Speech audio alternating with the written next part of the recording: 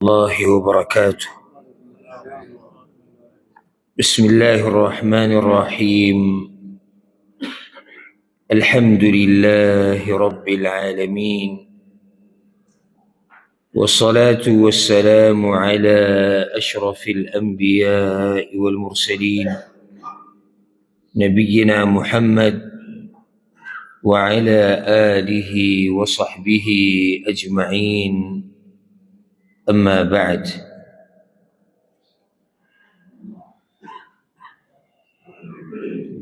د دین مخکې چې منګه د تفسیر مبارکه دوره شروع کوو په دې روانه میاشت کې باذن الله، د هغه وخته پورې په دې ورځ به د هغه موضوع سره ژوند تېرو، د هغه خبرې سره چې هغه د قرآن سره تعلق ساتي، یو څو مجالس د قرآن سره. اگر که دا به یو سلسله اوږده د قرآن خبره په یو مجلس کې یا په یو مجلس کې نه ختمیږي.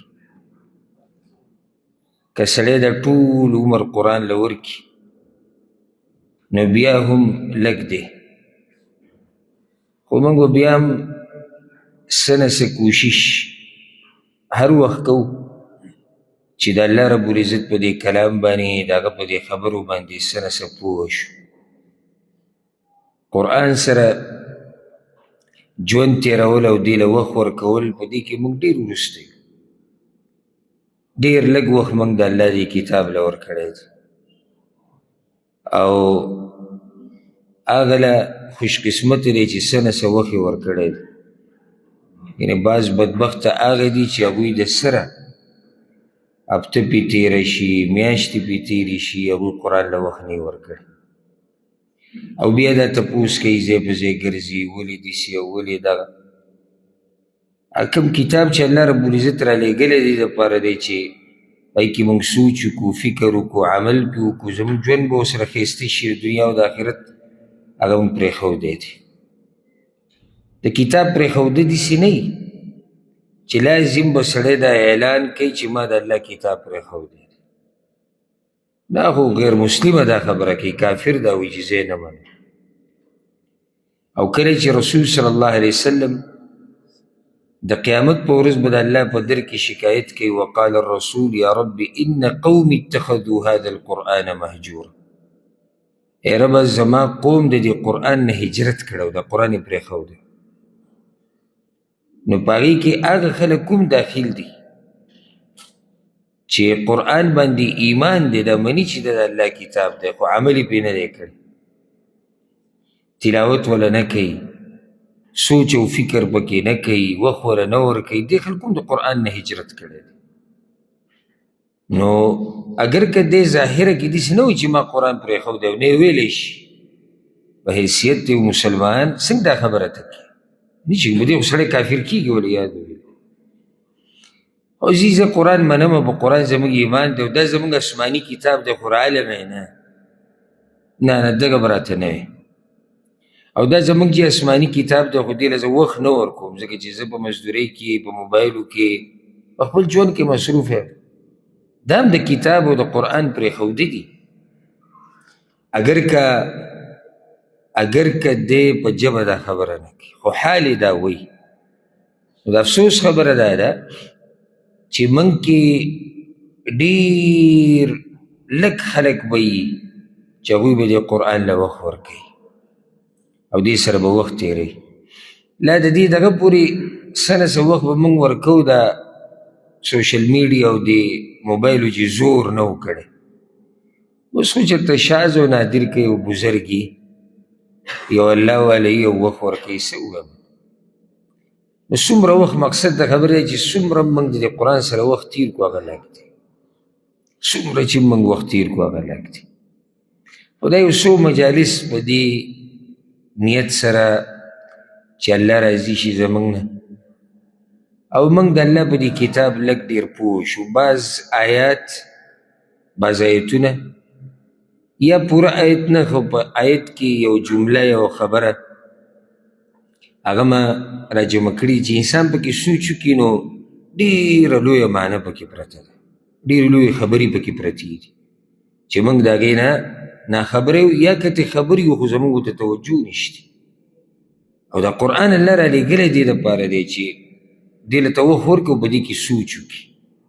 سورة النساء کې الله وایي افلا یتدبرون القرآن، دوی د قرآن کې ولې سوچ نه کوي؟ حالانکې دغسې کې دا خبره د دې صورتونو د دغه ایتونو خوا او شا کې خبره ټوله د منافقانو روانه ده. نو علما دغسې کې دا خبره ذکر کوي چې دا د منافقانو لوی صفت و چې هغوی به په قرآن کې سوچ او فکر نه کوي. دا د یېرې خبره ده. هر سړی دې ځان ته وګوري داسې نه ده کې د منافقت صفت راغلی. افلا یتدبرون القرآن، الله دوی ولې به د قرآن کې سوچ نه کوي؟ داسې نه دي ویلي چې دوی ولې د قرآن تلاوت نه کوي، دوی ولې د قرآن ترجمه نه کوي. دا عبادت دی، خو اصل چې د څه دپاره قرآن راغلی هغه تدبر دپاره راغلی، سوچ او فکر دپاره راغلی.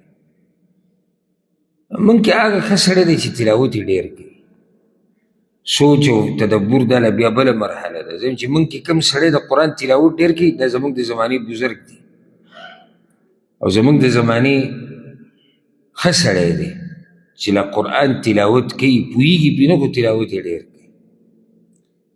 سورة محمد کې الله وایي افلا یتدبرون القرآن ام علی قلوب اقفالها، دوی به د قرآن کې ولې سوچ نه کوي؟ که نه د دوی په زړونو باندې تالي پرتې دي، تالي ورته والی شوي دي. معنی چې کوم سړی قرآن کې سوچ نه کوي د ده زړه ته تاله والی شوي ده، زړه یې بند دی. سورة صاد کې الله وایي کتاب انزلناه الیک مبارک لیدبروا آیاته، دا قرآن چې ما درلیږلی دی نو الله وایي دا برکتي کتاب دی لیدبروا آیاته، دې دپاره چې دا خلک پکې سوچ وکړي، د دې دپاره دی ته پکې سوچ وکړي، ته فکر وکړي. خو هر وخت دا خبره زه کوم تاسو ته او بیا او بیا چې دا هغه وخته پورې ته په قرآن کې سوچ او فکر نشي کولی چې څو پورې تا د هغې ترجمه نه وي ویلي، تفسیر دې نه یې کتلی. ځکه ته ګوره دا عرب چې دي عرب دوی ته هم علما درسونه کوي د قرآن. اکثر زموږ د عوام وایي نه خیر هغه نه وه په کار، هغه عربی و هغو خو چې په قرآن پوهېږي. دا خبره ګوره غلطه ده. د عوامو په ذهن کې دا خبره ده چې د چا عربي ژبه دی په هر څه پوهېږي. دا چا ویلي دي؟ چا دا خبره کړې ده؟ دا رسول صلی الله علیه وسلم چې د صحابه کرامو ته دا وضاحتونه کول د دوی کومه ژبه وه؟ عربي ژبه نه. او بیا چې د اکثر د علم کتابونه په کومه ژبه کې دي؟ په عربي کې دي. بلکې اصل بنیادي کتابونه د علم هغه خو په عربي ژبه کې دي. نو بیا دې کتابونو ته څه ضرورت و چې عرب په هر څه پوهېږي؟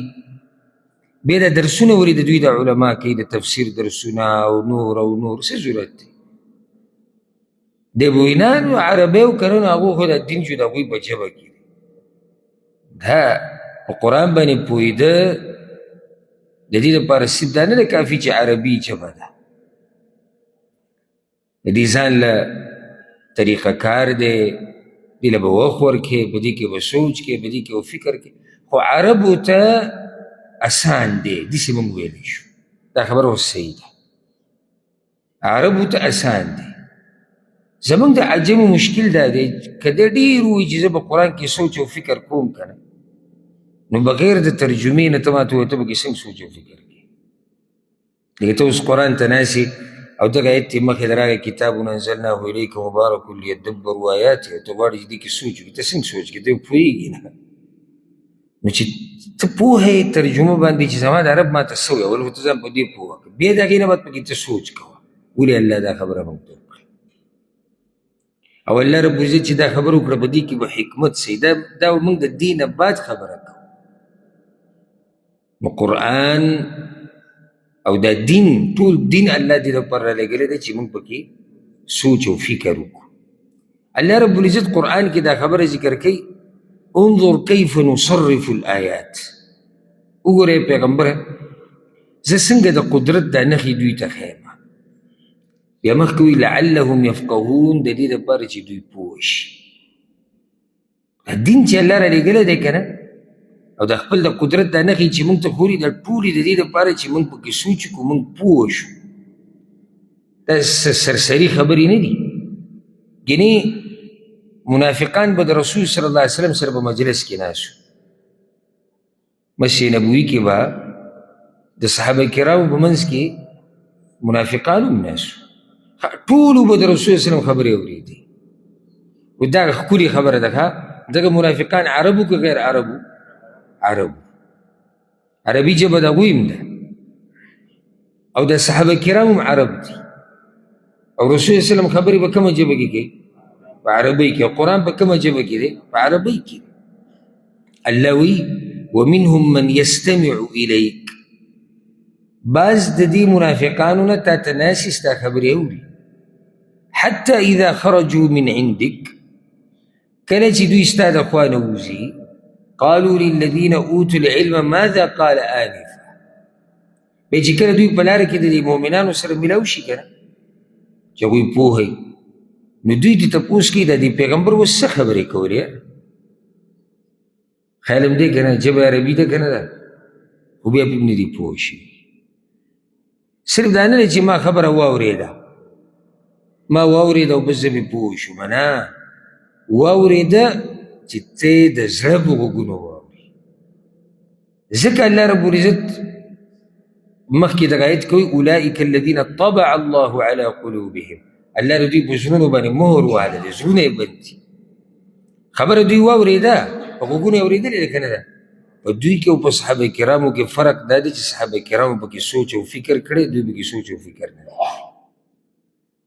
اوس که موږ لکه دې مجلس کې موږ ناست یو اوس او یو سړی صرف د قرآن د آیت اوري، بعض آیتونه به زه ذکر کوم او بیا وروسته د ده نه تپوس وکړي چې دې آیت کې څه و څه نه و ده ته پته نه، ده صرف اورېدلی دی.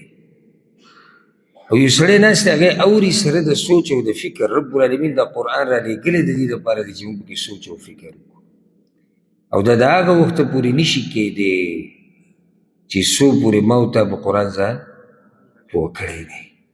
ته څنګه سوچ او فکر کوې او ته پرې پوهېږې نه.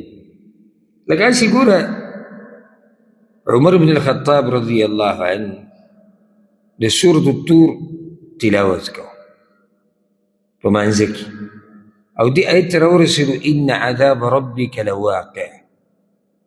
ستا رب چې کوم عذاب یاد کړی دی تاسو ته او په کوم عذاب چې تاسو یېرولي دا یقیني راتلو والی دی. لواقع دا به واقع کېږي.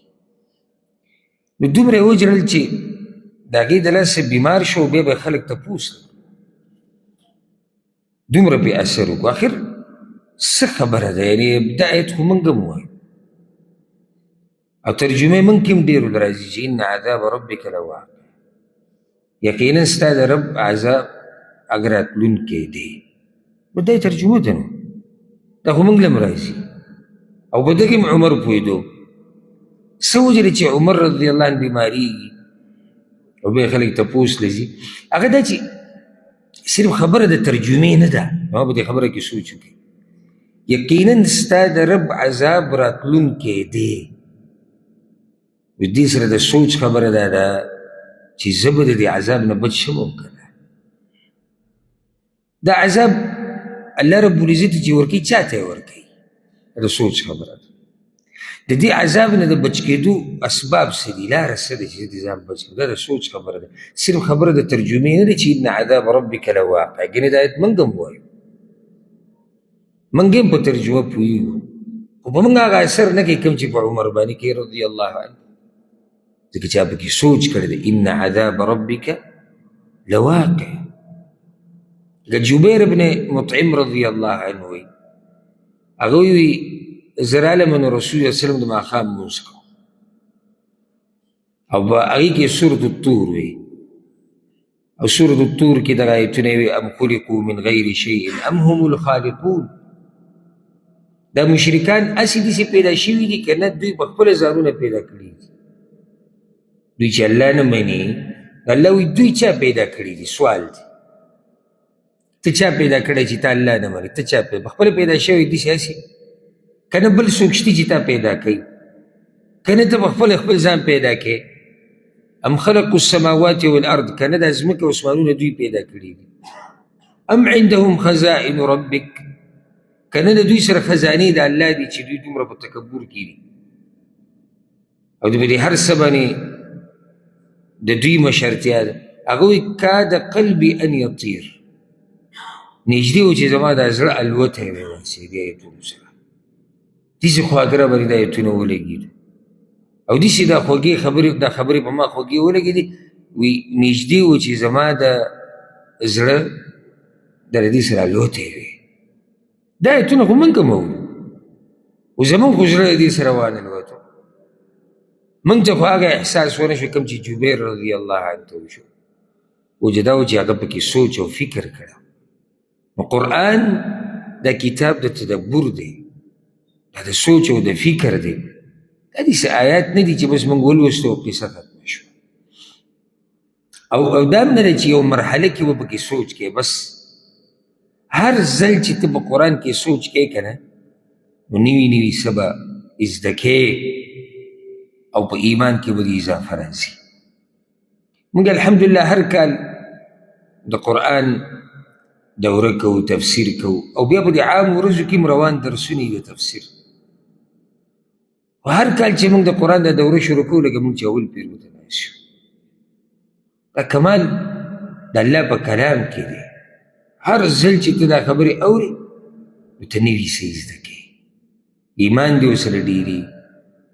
کنه د انسانانو خبرې روانه او یو پیر به درته زه وکړم، دوه پیرې، درې پیرې، بیا به ته ماته دا ووایې چې لکه بس که نو څه کې به دې قصې دې موږ پیچې کړو.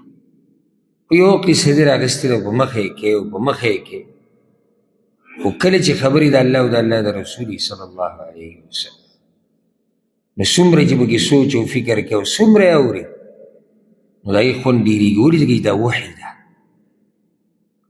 دا د الله د طرف نه رالېږلی شوي خبرې دي، د عامې خبرې نه دي. نو خبره مقصد زما دا و چې موږ د قرآن له داسې وخت نه دی ورکړی لکه څنګه چې پکار ده.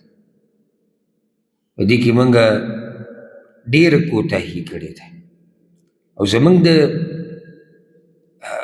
هر څه چې هر کمزورتیا ته زموږ ذکر کوي که نه د هغې یو لوی سبب دا دی چې موږ د قرآن نه لرې شي، د هغه کتاب نه چې هغه د کامیابۍ راز دی په دنیا او په آخرت کې، او موږ د هغې نه شاته شوي. قرآن صرف دې ته پاتې شوی دی چې په مړو پسې ووایو، په مړو پسې الله رالېږلی د سوچ او د فکر دپاره دی، موږ یې په مقبرو کې وایو. الله رالېږلی د سوچ او د فکر دپاره دی، موږ که څه شی ورک شي یا غواړو چې چاته نقصان ورسي او څوک الله تباه کړي په هغه پسې ختمونه کوو. رالېږلی الله د سوچ او د فکر دپاره دی، موږ دیګونه باندې کړي او خلک هم راجمع کړي او سپاره هم ورکړي او وریږي. قرآن دې ته پاتې شوی. یا دا چې په دیوالونو یې غټ غټ ولیکه نو دیوالونه به هم ښایسته ښکاري، ډیزاین به جوړ شي، او بل دا چې څه بد نظر نه او د مصیبت نه او د دې نه هم الله وساتي. قرآن موږ دې ته پرېښودی او بیا وروسته راشو تپوسونه کوو چې ولې زموږ دا ژوند بې برکته دی، ولې موږ نه کامیابېږو نه دنیا کې او نه آخرت کې. هغې وجه ده، تا د کامیابۍ راز پرېښودی.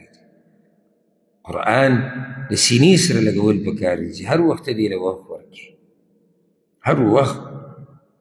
او که زه تا نه تپوس وکړم ځان له به جواب ورکړې، د سهار د لمانځه نه بعد وله د اوسه پورې تا څومره قرآن تلاوت کړی، ځان له جواب ورکړه. ورسره دا به هم ځان له جواب ورکړي او موبایل دې څومره کتلی دی، مقارنه وکړه دواړو کې، موبایل ته څومره کتلی، قرآن دې څومره کتلی. دا وایي چې نه موبایل خو د رابطو دی، نه یو خو ضروري رابطه ده، هغه ته هم لرې کړه، هغه کې مه حسابوه، دا ضروري رابطه. هغې نه بغیر فیسبوک او ټیک ټاک او یوټیوب څومره دې کتلی دي.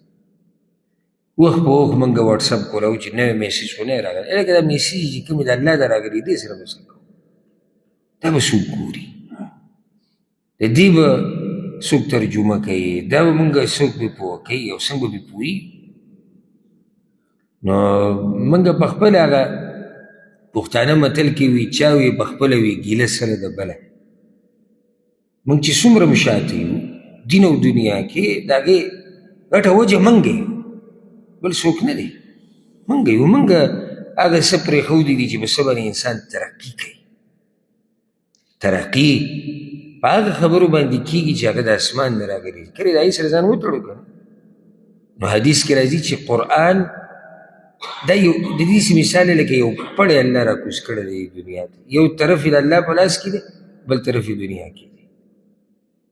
نو چې دې دا کوم طرف چې دنیا ته راکوز شوی دی چې دې ته یې لاس ور واچو که نه، نو ستا تړون جوړ شو، ربط او تعلق جوړ شو د چا سره؟ الله سره. ځکه چې د دې پړي بل سره د چا په لاس کې دی؟ هغه د الله په لاس کې دی. موږ بلکل پرېښودی دی هغه پړی.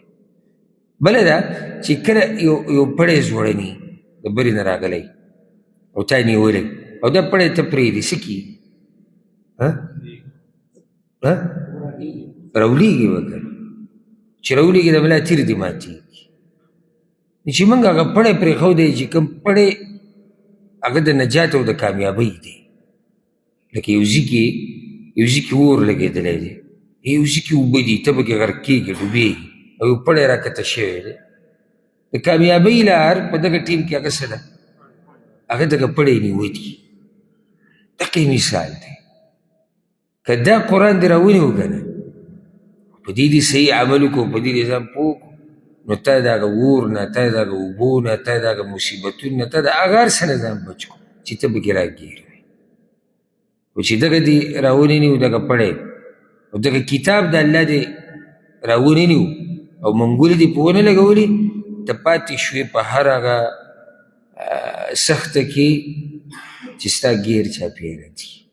الله رب العزت دې موږ له توفیق راکړي چې په قرآن باندې منګولې ولګو، او الله دې موږ په قرآن باندې پوه کړي، او کوم کوتاهۍ چې زموږ نه د الله رب العزت د کتاب په باره کې شوی دی او کېږي، الله دې موږ ته معاف کړي. ما یو څو ایتونه یا که پوره ایتونه نه دي، د ایتونو په منځ کې بعض خبرې او جملې هغه مراجمه کړي دي، او صرف پکې ته سوچ کوو په دغه ټوټه کې ته به عجایبات زده کړې، ته به ناشنا حکمتونه وینې، ته به ناشنا خبرې واورې. نو چې بیا سړی په ټول قرآن ځان پوه کوي، دی به څومره هوښیار شي، دی به څومره پوه شي. قرآن کې یو آیت دی او تاسو به څو پیرې اورېدلی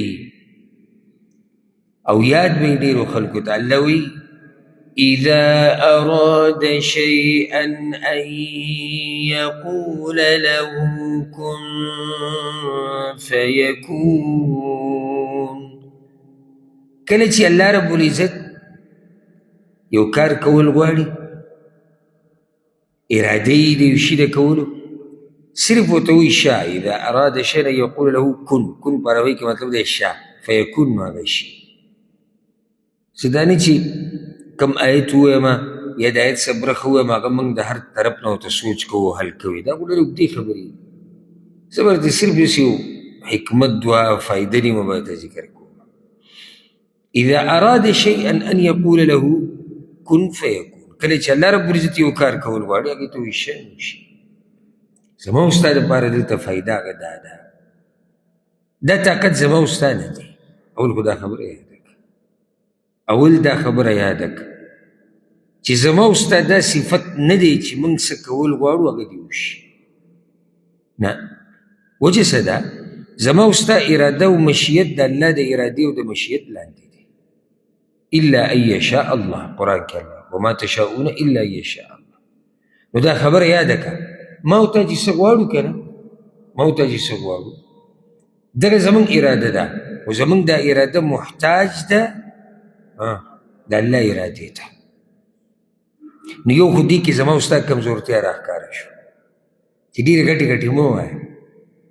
دا بعض وایي که نه، وایي پلاني له دومره سوو سره دي چې څه کول غواړي کولی شي. دا خبره غلطه ده چې څه کول غواړي کولی شي. که موږ داسې ووایو چې په مقابل د هغه چا کې چې هغه کمزوری دی د ده سره اختیارات ډېر دي، دا خبره صحیح ده. خو مطلق داسې خبره کول چې پلانې چې څه کول غواړي هغه یې کولی شي، دا صفت صرف د الله دی چې څه کول غواړي الله یې کولی شي. انسان دا صفت نشتی. او که داسې وایي چې انسان څه کول غواړي هغه کېدی، ډېر څه موږ غواړو هغه نه کېږي. که نه داسې نه ده؟ ستاسو ټولو ارمانونه او امیدونه پوره شوي نه؟ او ډېر څه موږ نه غواړو هغه شوي دي. نو دې آیت کې که دې سوچ وکړو که نه، نو اول به تا ته خپله کمزورتیا راښکاره شي چې ته هېڅ هم نه یې، هېڅ هم نه یې. ته په دې اراده او مشیت کې هم الله ته محتاج یې. ډېر ځلې انسان غواړي چې زه دا کوم کار چې مې شروع کړی دی که هغه هر کاري چې زه پکې کامیاب شو، دی پکې کامیاب نه شي. کله یو خبره د ده په سوچ کې او فکر کې هم نه وي، هغه شی وشي. د ټول مقصد زما د خبرې هغه دا دی چې انسان هېڅ هم نه دی. نو که الله درې 2 روپۍ درکړي او لږ طاقت یې درکړی او حیثیت یې درکړی او عزت یې درکړی او شهرت یې درکړی او زور یې درکړی، نو په دې به دوکه کېږي نه چې بس خبره ختمه شوه. ته هر وخت الله ته محتاج یې، سره د ډېر ماله، سره د ډېر زور، سره د ډېر جیدات، سره د ځوانۍ، سره د دیندارۍ، سره د شهرت، ته الله ته محتاج یې. دا صفت د رسول صلی الله علیه وسلم هم نه و چې څه وغواړي هغه دې وشي. د دغه صفت نه و چې کله به رسول صلی الله علیه وسلم لاړ غزواتو له، یو غزا له به لکه احد غزا له چې لاړ، څومره ملګري د رسول صلی الله علیه وسلم هلته شهیدان شوي. رسول صلی الله علیه وسلم دا نه غوښتو چې به ملګرو د تکلیف راشي، که نه غوښتو یې؟ نه یې غوښتو، خو بیا هم هغه تکلیف راغی. رسول صلی الله علیه وسلم غوښته دا چې موږ ته بس فتح میلاو شي، او په هغه غزا کې فتح میلاو نه شو. چې الله نه و غوښتلې، پای کې د الله حکمتونه هغه موږ په خپل خبرې ذکر کړي دي. د رسول الله صلی الله علیه وسلم بیبي خدیجه رضی الله عنها څومره مرسته د رسول الله صلی الله علیه وسلم کړې وه هغه وخت کې چې ډېر لږ ملګري وو د هغه، هغه سره ولاړه وه، هغه ترې وفات شو. که د رسول الله صلی الله علیه وسلم نه چا تپوس کړی هغه به دا غوښتی چې دا ما سره د ډېر وخته پورې وي، خو د رب العالمین فیصله دا وه چې د دې دغه نیټه پوره شي. هغه تره چې ساتوي هغه ته په حقه کار لاړ. نو چې د رسول صلی الله علیه وسلم سره دا اختیار نشته، بل ته چا سره دا اختیار دی؟ ما ورته هر څه کې هره ذره کې او زه به درته لنډه خبره وکړم. دا سترګې چې موږ اوس ته م رپې او زه یم رپو، په دې سترګو رپولو کې موږ الله ته محتاج یو. چې کله الله رب العزت نه غوښته د دې سترګې دا رپېده نه غوښتل که نه، که زما نه دې ورپوله نو بیا ماته ووایه. او هغه به تاسو لیدلي دا مړي چې ساعت وځي څنګه دا سترګې څوک د دنیا یو طاقت راوله چې د دې سړي دا سترګې یو پیر ورپوي، راوله دا ټوله دنیا او څوک چې دي او ساینسدانان او ډاکټران او انجینران او ټکنالوجي او علما او ځوانان او بوډاګان د ده د یو سترګې د صرف یو پیر ورپوي بس. ولې ځکه چې دلته الله نه غواړي. د خپل زړه د درزېدو ته وګوره، که دا کله الله ونه غوښتو دې درزېدل که دا دې څوک ودرزوي. او چې رب د دې درزېده غواړي نو ته به یو انسان وینې چې د هغه به نیم بدن نه وي، یا یو انسان به ته وینې چې هغه باندې به یو حادثه راغلي او هغه به پکې سوری سوری شوی، زړه یې درزېږي، ژوندی دی. ولې ځکه چې عرش والا غوښتلي دي چې د دا زړه دې ودرزېږي. نو په دې خبره ځان پوه کړئ، موږ په هر څه کې الله ته محتاج یو. ته چې راخپه اوچتې که نه داسې اوچتې او بېږدې، په دې کې موږ الله ته محتاج یو. الله اکبر. د کمې پورې چې الله وغواړي موږ یې کوو. بیا یو سړی بوډا شو او رب العالمین د ده د هډوکو طاقت هغه ختم کړو، او یو ډاکټر د ځمکې په دې مخ د پرې نښه هر یو پسې ورځي، د هډوکو مسله ده او د زنګنانو مسله ده، او څوک به هډوکي به پکې بدلو، څوک به یې زنګون ته به دا سترګه بدلو، څوک ورته څه وایي څوک ورته څه وایي. دې دا قدم صحیح کېږي او الله نه دی غوښتلی ځه کېږي دا قدم. دې باندې نور ډېر مثالونه دي، خو دا صرف یو څو مثالونه د دې په دې آیت په رڼا کې چې دا صفت صرف د الله دی. اذا اراد شیئا ان یقول له کن فیکون. دویم دی آیت کې بله خبره، الله اکبر، ډیره د سوچ خبره. دا خو موږ نشو کولی، دا صفت زموږ دی، خو موږ داسې ویلی شو چې یا الله ته یې وکړه، که نه داسې هم نشو ویلی، داسې خو ویلی شو.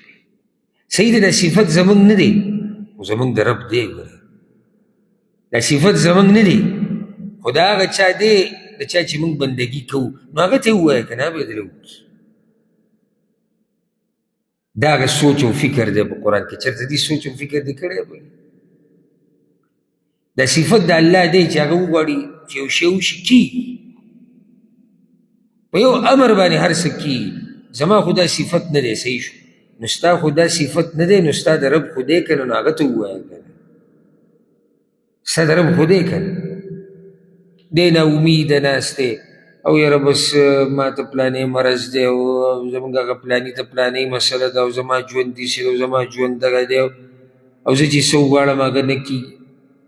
خبره صحیح ده چې تا باندې سختې ډېرې دي او داسې نه ده چې ته څه وغواړې هغه به کېږي لازم، خو ستا یو رب دی، د هغه شان او صفت دا دی چې هغه څه وغواړې هغه کېږي.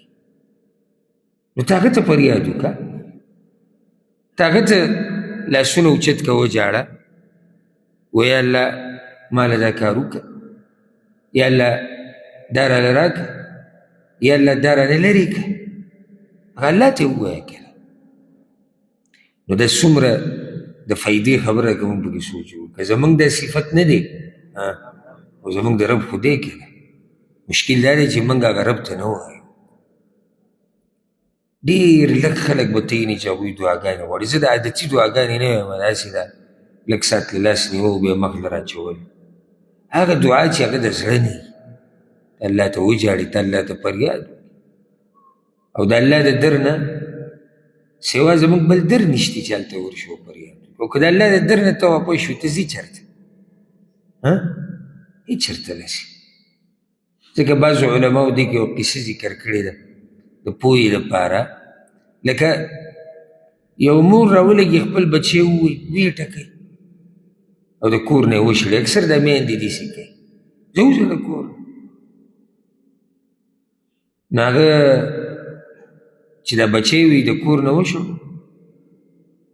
نو هغه داسې بهر وګرځېدو راوګرځېدو یو طرف ته بل طرف ته، خو څه ځای ورته میلاو نه شو. نو بیا راغی نو دغه درشل خوا کې پرېوتو، نو هلته ویده شو. نو چې مور یې بیا ورکولاو کړو، چې وکتو هغه ماشوم په هغه درشل پروت دی، ویده دی. راپایسه او ښکلې کړو، وی ګوره بل ځای دې شتي بونه او بیا هم زما نه مانې. نو ګوره دا قصه ډېره عبرتناکه ده. زموږ د الله د در نه علاوه بل در شتي نه، دا بل څوک پیدا کړی چې ته د الله نه علاوه هغه لږ هغه ته خپله مسله وایي. که ته دا انسانان یادې، دوی کې ډېر به دې په شرمونو وشرموي، په دوی کې ډېر به داسې ته پیدا وشي چې هغه به کوشش دا کوي چې ستا مصیبت ښه ډېر شي.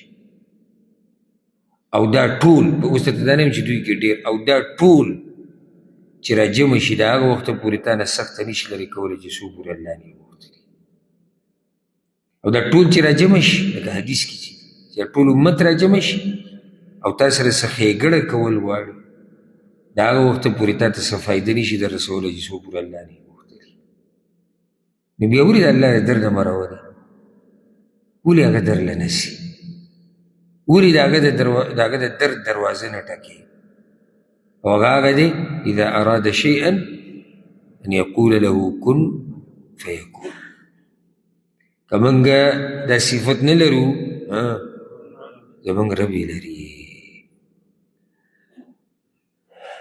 ما خو یوه خبره به مختصر کوو، خو د قرآن د آیتونه داسې خواږی دي. کې بله خبره، سوال د هغه چا نه دا دی چې څوک قبرونو ته پراته دي او باباګانو ته او درګاهونو ته او دربارونو ته او مړو ته چغې وایي، آیا ستاسو د دغه پیر صاحب، ستاسو د دغه باطل معبود، ستاسو د دې ګټې، ستاسو د دې ونې، ستاسو د دې بزرګ، ستاسو د دې دربار والا، ستاسو د دې درګاه والا دا صفت دی کوم چې د الله دی؟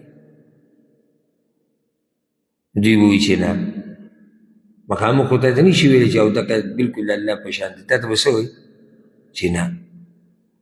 نو چې نه نو بیا ورته څه پروت دي؟ بیا خو ما د یو شی دی. لکه اوس یو سړی د یو بابا دربار ته پروت دی، یا بابا ماله دا راکه او ماله دا راکه او ماله دغه راکه. ته پسې ورغلې او دې خبرې ته سوچ کوو، ته پسې ورغلې، تا ورته ویې پلانیه زه درنه یو سوال کوم. وایي څه سوال کې؟ دا قرآن کې دي چې الله څه کول غواړي کن ورته ووایي هغه شي، شنو هغه شي. دا خبره خو ده، هغه دا ده.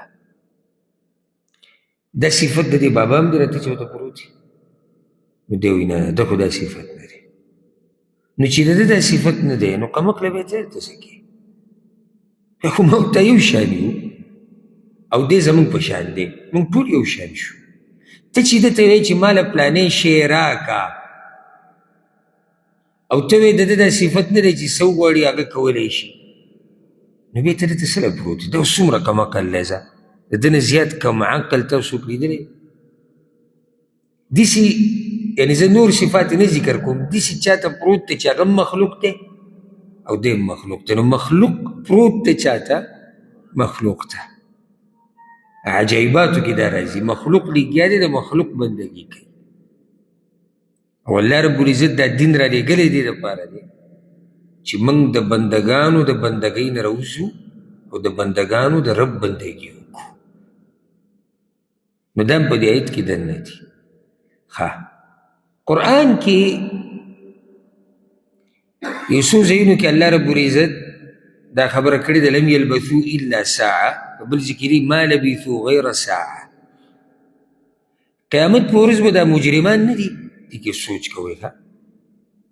قرآن کې دا خبره چې الله ذکر کړې د مجرمانو مبارک کې چې د قیامت په ورځ به دوی دا ګمان کوي چې په دنیا کې موږ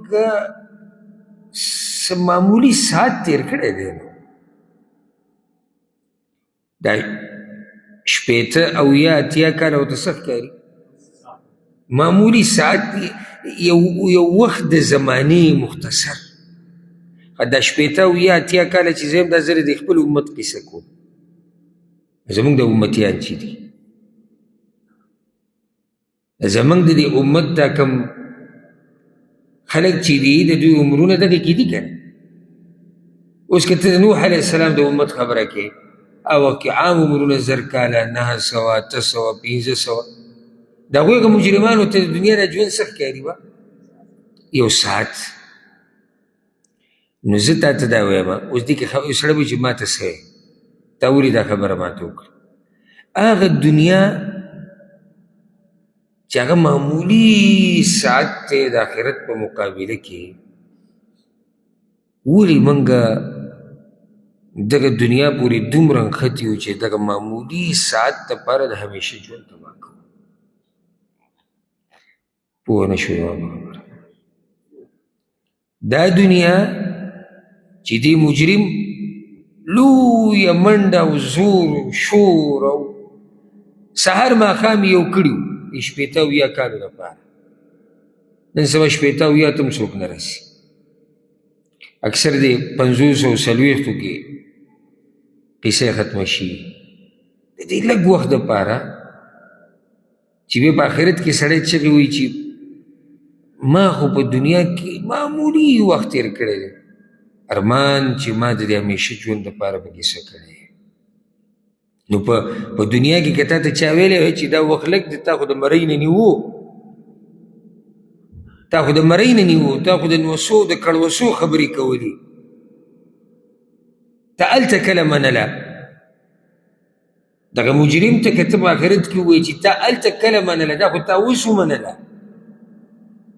نو ګوره چې په هغه ځای کې بیا سړی دا چغې وایي نن موږ سره موقع ده.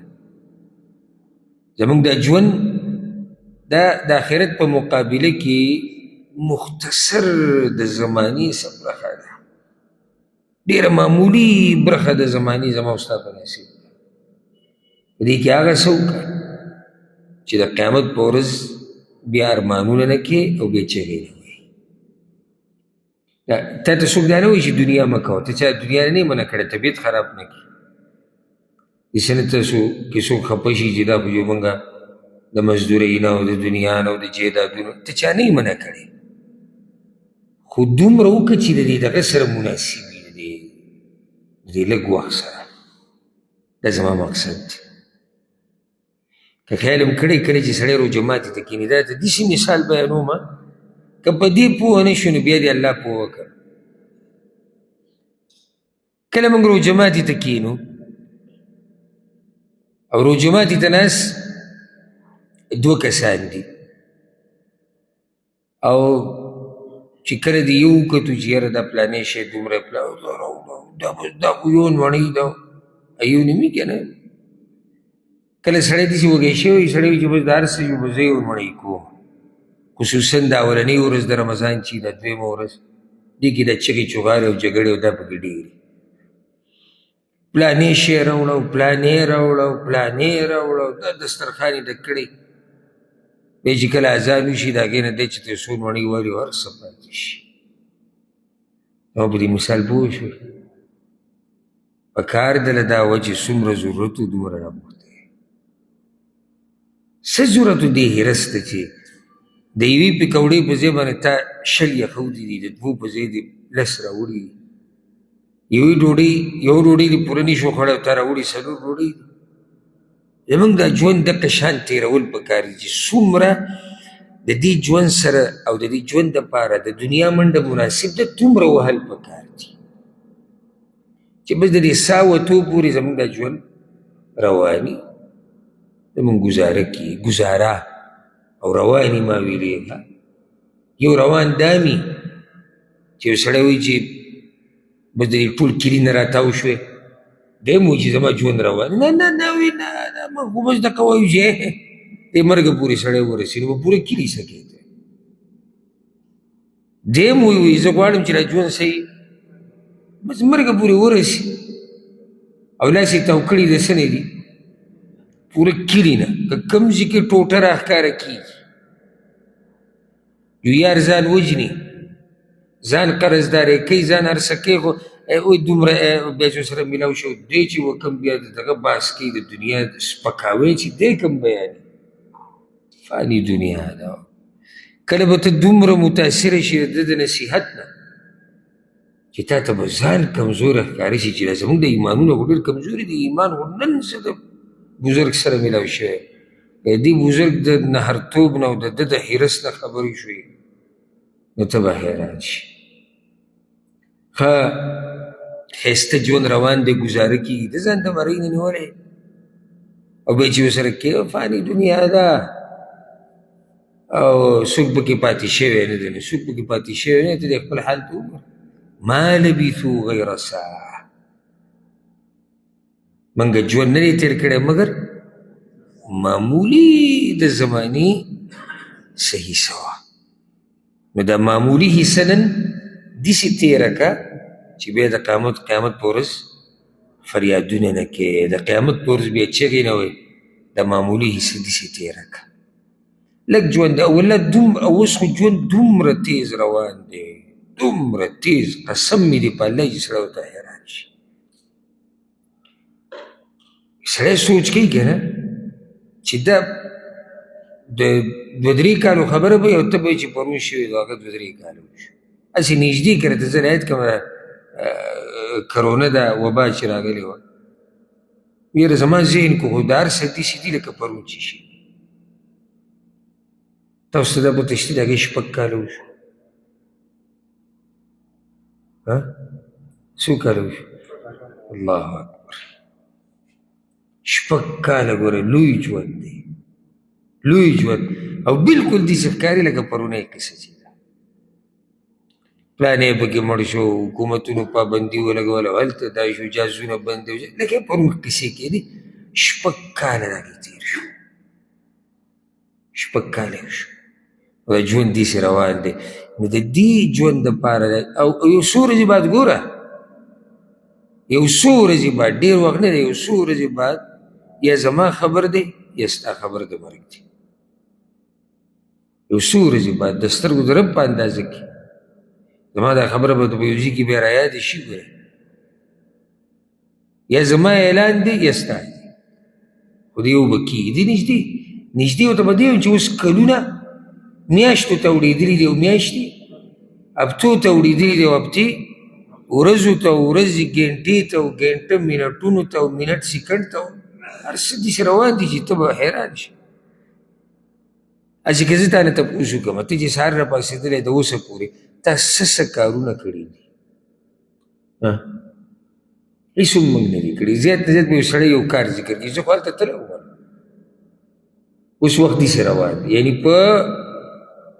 په 12 ګنټو کې په 14 ګنټو کې 15 ګنټو کې موږ یو کار نشو کولی. دومره دا وخت تیز روان دی او دومره بې برکته شوی دی، دومره زموږ دا ژوند بې برکته شوی دی. الله دې زموږ په حال رحم وکړي. اخرنی یو آیت به ووایو قرآن کې دی او ډېر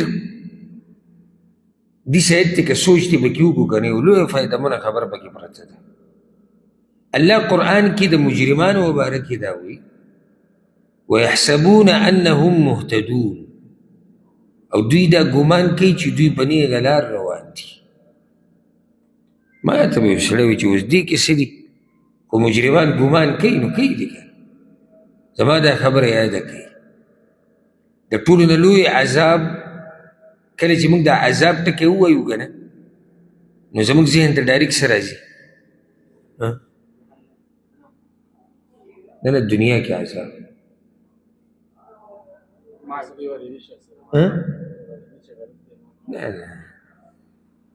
الله به د باندې عذاب راولي. ګورې څه ته ذهن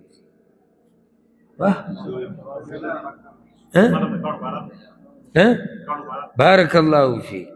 کاڼو باران به کېږي، د کاڼو باران به کېږي او ځمکه به چوي دی به ننوځي. صحیح ده دا عذابونه دي. سیلاب به راځي، طوفان به راځي، د اور کې سوځي. د الله لښکرې الله ته معلومې خو ډېر داسې څه دي چې هغه عذابونه دي او زموږ ته سوچ نشته. تا ته دا پته شته په عذابونو کې بدتر عذاب په یو بنده دا دی چې دی د حق نه واوړي په باطل رواني او ګمان دا کوي چې زه په حق یم. دا لوی عذاب دی. الله دې موږ ساتي.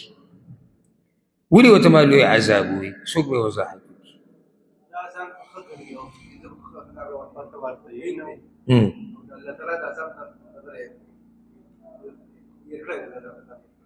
او صحیح شو ابتدا دې داسې وکړم ما که صحیح جواب ورغی. بارک الله فیک. چې کله یو سړی دا ګمان کوي که نه چې زه په صحیح لار روان یم دی د بل چا نصیحت ته غوږ نه ږدي. لکه د مکې مشرکان چې وو داسې یو مثال درته ذکر کړو. هغوی د رسول صلی الله خبرې له توجه نه ورکوله. ولې؟ ځکه چې هغوی په دې ګمان کوي چې دا نیغه لار زمونږه ده. نو داسې نه، ته چېرته په کږه لار رواني او ګمان دې صحیح، ګمان دې دی چې زه په نیغه لار یم. هر وخت د ځان سره چې کښېني که نه سوچ کوه چې زما دا عمل څنګه دی، زما دا ناسته پاسته څنګه ده، زما د شپه ورځ څنګه تېرېږي، زه په صحیح لار روان یم، زما دا کاروبار دا په روا طریقه ده که ناروا دی، زما دا غم ښادي، زما دا معامله، زما دا هر څه د دینی که زما دینی څه مسلې دي که زما دنیوي دي چې دا هغه شان دي که نه څنګه چې الله او د الله رسول یې غواړي. تکبر به بیا نه کوي. تکبر رسول صلی الله ویلي وي تکبر دې ته وایي چې یو سړی حق نه بیا دیکه ورکوي. ته به هر ټیم دا سوچ کې ګوره دا خوی زده که او ځان کې راوله. هر ټیم دا وایه که چا راتم کمې او کوتاهۍ په ګوته کړو نو زه یې د ځان نه لرې کوم. اوس ګوره د عربو کې ډېر ښه عادت دی دا او موږ خو کتلی دی چې کله ورته ووایې چې مونځ یې تا سره خوا کې وکړو یا بل څه خبره وکړه یا بل عبادت او ته ورته وایې چې دا خبره دې غلطه وکړه، داسې نه وه پکار، داسې پکار، نو دی ستا شکریه هم ادا کړي او دعا به راته وکړي د خیر او تا ته به دا هم ووایي چې بلکل جی بلکل انشاءالله بیا به کوشش کوو چې داسې ونه شي. او زموږ اکثر پښتانه ټول نه اکثر کې مطلب ډېر تا ورته ووایي چې روا ګوره دا طریقه او ما ته پته ده. سړی وایي چې یا الله خیر اوس راباندې ګزار ونه کړي. دا د هغه سړي نښه ده چې هغه متکبر دی، ځان د نصیحت نه اوچت ګڼي. زه هغه څوک یم وایي چې دا ضرورت نشته ما ته چې ما ته دې څوک ووایي چې په تا کې دا کمی ده او دا کوتاهي ده. ځکه زمونږ الله دې رحم وکړي زمونږ په ډېرو مولیانو باندې په ملک کې هغوی حق نه بیانوي. ولې؟ ځکه چې هغوی هغه څه وایي چې په څه باندې خلک خوشحالېږي او په دې خلکو کې ډېر هغه دي که کمی کوتاهی دې ورته وښو نو بیا د مولوي صاحب نه خفه کېږي. نو ځکه مولوي صاحب د دوی هرې خبرې ته سره شړپوي را شړپوي، جی جی جی جی بالکل بالکل تاسو ښه صحیح تاسو ښه صحیح. نو هغه چې په غلطه روان دی هغه په غلطه د مرګه پورې روان دی او غلطه ورته صحیح ښکاري. هغه ته پته ده چې د خلکو مزاج څه دی. زه خو خپل ځاني دا وایم چې زه د الله بنده یم کمزور یم په ما کې به ډېرې کوتاهیانې وي او که چا راته دا کوتاهي په ګوته کړه که نه او دا کمې نو دی به زما سره ډېر ښه کوي. دی یقیني په ما مین دی، یقیني په ما مین دی چې ما ته دا ووایي چې ستا دا پلانې کار غلط دی، ستا دا خبره غلطه وه، ستا په هغه ورځ دې داسې کړي و داسې نه وه په کار او صحیح طریقه دا ده. ورب الکعبه دا سړی په ما ښه صحیح مین دی، خو چې ماین او ما ته زما غلطي نه کوي دی زما دشمن دی. خو کله یو سړی غواړي چې تا ته ستا کمی وښیي خو هلته ته جاهل یې. جاهل څنګه ته دا منی نه چې ما کې کمی دی، ته ځان ته څه وې. ما سره ورځ یو کس بحث کو، جاهل سړی و او خبره دې کې روانه وه چې د عورت د نارینه عورت کمو حدودو کې دی، نو څه ګډې وډې وي.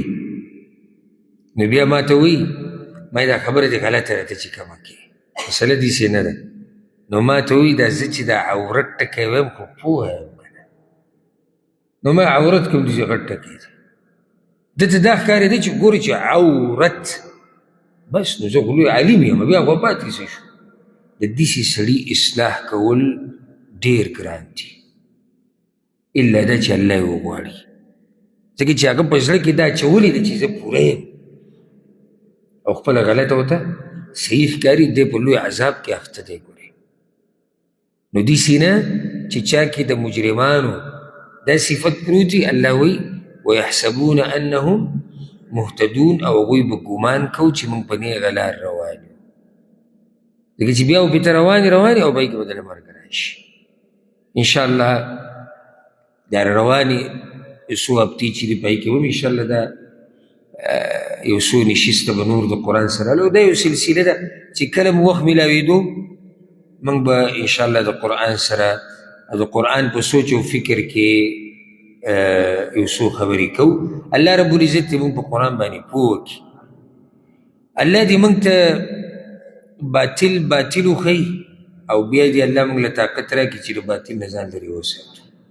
او الله دې موږ ته حق وښیي او الله دې طاقت راکړي د هغې د تابعداري کولو. هذا والله أعلم وصلى الله وسلم على نبينا محمد.